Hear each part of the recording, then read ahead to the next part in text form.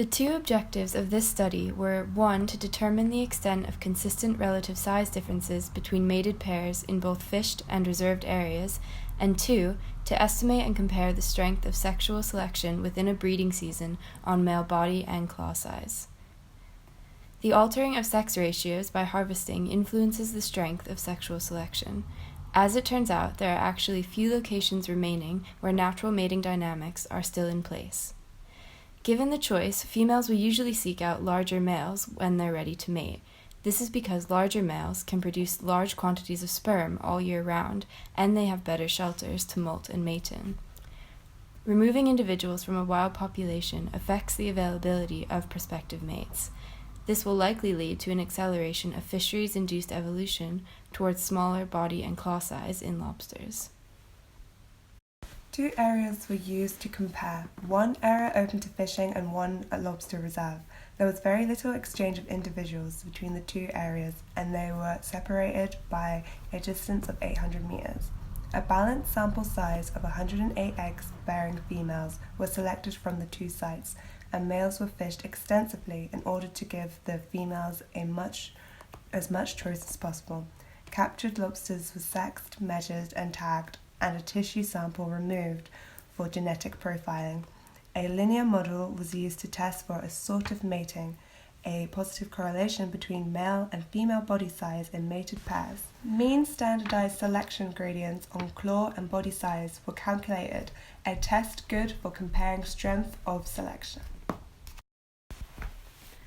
Genetic profiling showed that the genetic diversity was high across the loci of all individuals.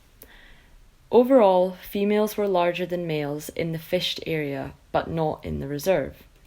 In the reserve, all but 2 pairs had a larger male mating with a smaller female, with a size difference of 22.5% and a p-value of less than 0.0001, making these results very highly statistically significant.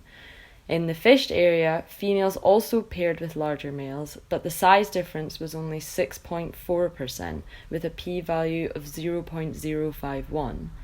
There was a strong positive size assortative mating pattern, meaning that females would always go for a male larger than them if possible. Selection differentials on size and claw size were significantly positive in the reserve and more variable and non-significant in the fished area. Using a model, sexual selection was positive and body size was strongly positive on residual claw size. Overall, fishing greatly affects mating patterns with consequences for the rate and trajectory of fisheries-driven evolution. In summary, size matters. As seen in the results, the size difference between lobster couples was bigger in the reserve than in the fished area. Basically, gals, taking what they could get, were getting with smaller dudes where the bigger hunks just weren't available. In the end, it's relative claw size that appears to be driving sexual selection, as claws double as both functional for combat and as major eye candy. They may be a better measure of male quality than body size, which could simply be due to old age. In American lobster populations, multiple paternal fertilizations have been documented, linked to sperm limitation as a result of imbalances in the sex ratios. It's not clear whether or not this is also the case for European lobsters, but European females were mating with smaller males, which is indicative of sperm limitation. So why does any of this matter?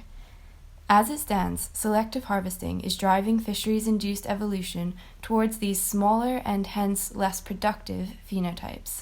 Accounting for these evolutionary processes in management can potentially increase resilience to potential population collapse and increase ecosystem stability.